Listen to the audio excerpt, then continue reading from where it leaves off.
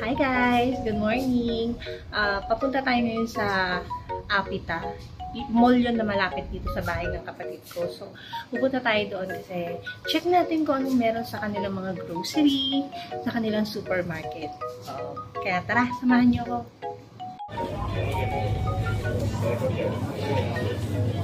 Ang laki oh! Ang laki!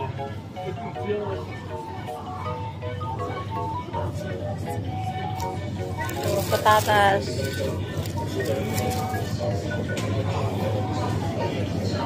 Ito pag tamad ka maghiwa ng mga vegetable, meron ka na mabibili na hiwa na. Parang nuggets. Ito mga salad. Pag gusto mo bumili, salad, saka mga tinapay.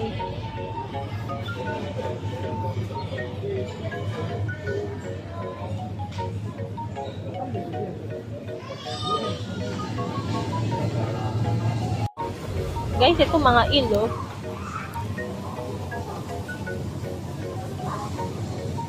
Iba-ibang klase lang yun. Meron din siya mga shell.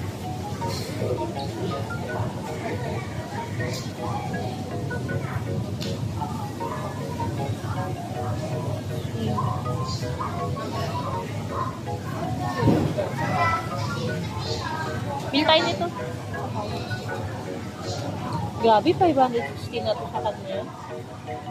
Mura pa rin sa Pilipinas to. Ito, 560 na siya, oh.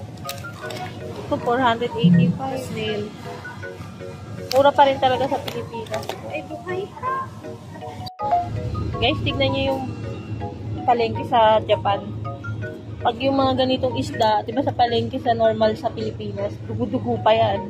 Dito hindi, no? Malinis na malinis na. Ang galing, di ba? Tapos meron yung season, do. So, i-grill mo na lang, piprito mo na lang, ganun siya. Ang galing, di ba? Ang linis. Ito, parang galunggong ba to? Ang galing, no? Talagang very, yung pagkakalinis nila. Tawag dito, appetizing, ganun. Ang galing, no?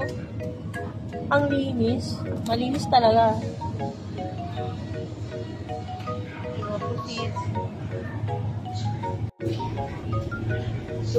Ang galing, no? Ito, mga seafood din to. Parang ito ay isang octopus. Ang galing, no? Ito. Kuha tayo ng ganito, guys. Tempura na siya, oh. Iluluto mo na lang siya. I-dip mo na lang siya. Ito. Oh. Kuha tayo ganito. Bili tayo. Diba? Mura naman na. Parang hindi na tayo mahirapan. Ito, mga malinis na. Pati hipon niya, malinis. Ito, kuha tayo ito. Ito parang squid ba to? Squid, no? Tempura? Oo, na squid, no? Iluluto na lang rin siya. Gusto mo kumain ng sabaw? Pang-sabaw? Oo, ito, no? Ang dami rito. Talagang pag gusto mong bumili lang ng pagkain talaga sa supermarket lang, dami mong option. Tingnan nyo, kahit yung mga meat nila, walang mga dugo-dugo, no? Ayan na yung pinakapalengke nila, ito na eh. Oh, diba? Parang pwede mo talaga siyang kainin, parang ng hilaw. Galing nila, no? Tapos kapag gabi dito, nagkakaroon pa yan ng discount, guys. So, mas mura mo pang mabibili yung mga tinda nila. Ngayon kasi maaga pa lang eh. Tanghali pa lang dito. Currently, mga 2 o'clock pa lang sa kanila may get. So, hindi pa to naka-sale. Pero merong iba na naka-sale. Ang galing, Sana ganito rin ang mga palengke sa Pilipinas. Para ang sarap-sarap mamili. Baka araw-araw nasa palengke ako. Guys, tignan nyo yung broccoli nila dito sa Japan. Ba't ganito? May mga naka-frozen sila na broccoli. Ito yung presyo. Yan yung mga price nila. Bili tayo dito. Patikim natin kay Shobe. Yan yung dango nila dito. Dango tawag dito. Mura lang yung bili natin. Dami na natin binili Puro pagkain binibili natin guys. Ay, ito yung mga tinapay nila na mura lang. May pancakes. Asan ba yung kagabi natin na binili?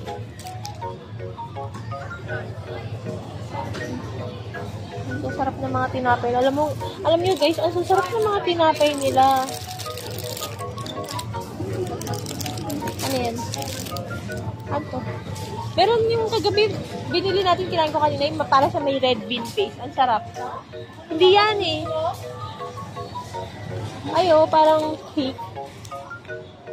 Oh, laki no? Haba. 398 yen lang. Oh, ito yung mga ano nila. Tinapay nila.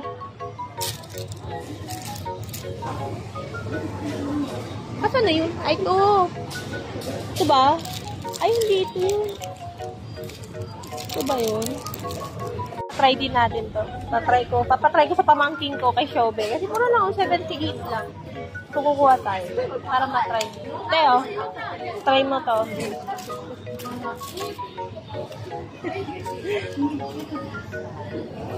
Wow, mga jelly, no?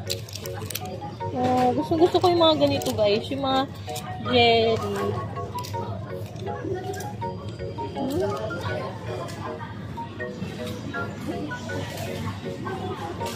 Mga jam. Oh, mga jam. Pag gusto mo mga jam. Ay, mga sabaw ba to? Ay, mga pang curry. Ito sabaw. Pero gusto ni Cairo yung parang plain lang eh. Powder. Oo.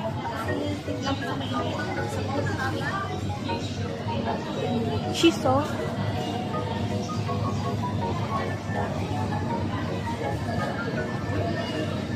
To, nakita ko rin to. Maraming reviews to na napakaganda daw sa hair. So, dahil dyan, bibili tayo. 648.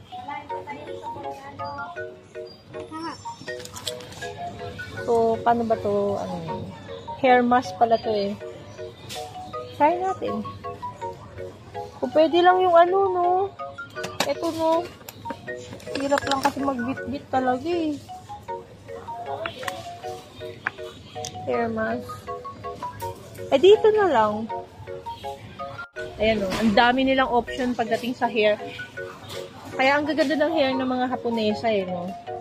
Ang dami siguro nilang nilalagay sa hair nila parang treatment, hindi na kailangan magpasalon. Kasi dito guys, yung pag magpapasalon ka, mahal. Kaya siguro ganyan sila. More on DIY. Pero ang gaganda ng product nila. As in, kaya ang lambot, ang bango ng buhok nila. Pansin ko lang sa mga Haponesa dito, ganun yung mga hairs nila, ang gaganda. Tsaka mura dito, dito, sa Pilipinas meron to, pero mahal. Dito mura. Ang sarap mamili rito, kaya lang kasi, ang hirap lang yung bit-bitin, kasi ang bigat niya, syempre.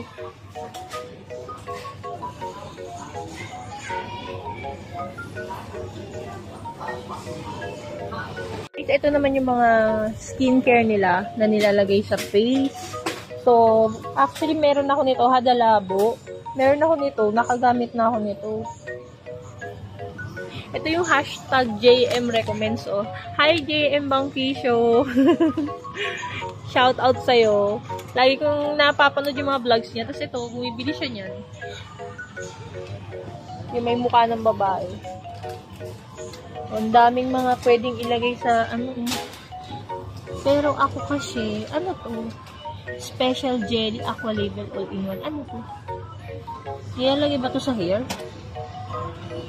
Uy, meron ako nito. Nakabili ako nito sa Don Quijote ng Malaysia. Nung pumunta kami. May Don Quijote kasi sa Malaysia, guys. So, nakabili ako nito doon. Eh, hindi ko pa nauubos yung ganyan ko. Pero parang mas mura talaga dito sa Japan. 599.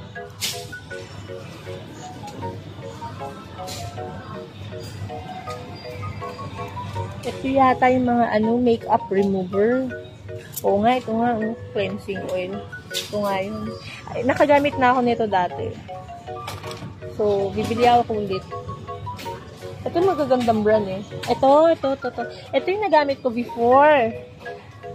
Maganda to eh. Maganda rin presyo niya. Ito yung panghilamos na ginagamit ko. Pero, meron akong specific din na panghilamos na ibang ginagamit. Magaganda rito. Ito guys, bibili ako kasi tagal-tagal na rin ako naghanap ng mga makeup remover na parang tissue type. Parang ganyan. Para bago ka maghihilamos, ito mo. Ito yung tissue na pangsingan ni Cairo, bibili ako.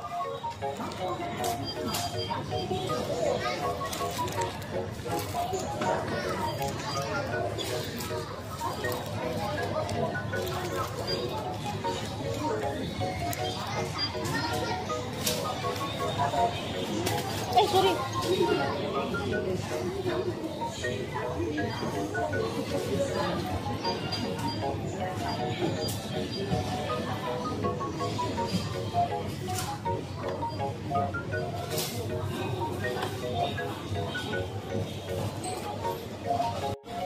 Tapos na tayo umikot-ikot dito sa grocery.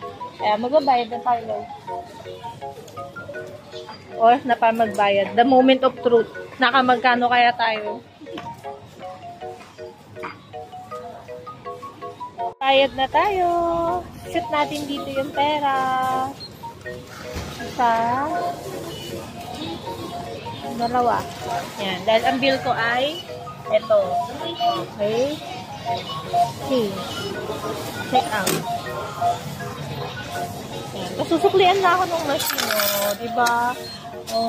Galing nila, no? Okay. Yan. Diba? Tapos, kanya-kanyang balot. Yung plastic, binili rin namin. Classmate. Magbabalot na kami ngayon ng pinamili namin. Wait lang, guys.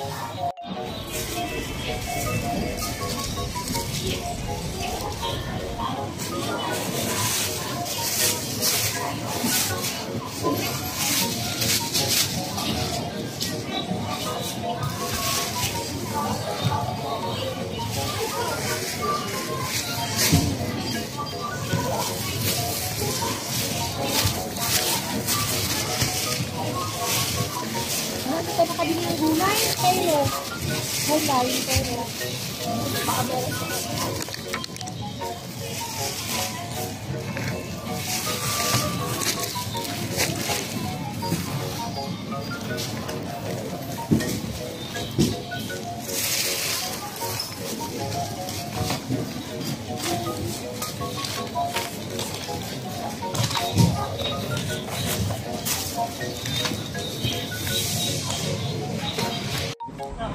Ito na, ang init. Uwi na muna kami. Hatid namin sa bahay yung kami. Ang dami. Diyan kami galing. Yang mall na yun. Uwi muna namin lahat. Grabe guys, ang init dito. Summer talaga ngayon sa Japan. Pero yung pagkakainit niya, mas mainit pa rin sa Pilipinas. Kaya okay lang. Carry. Pero masarap talaga pumunta sa Japan kapag winter. So next na punta ko talaga, winter na.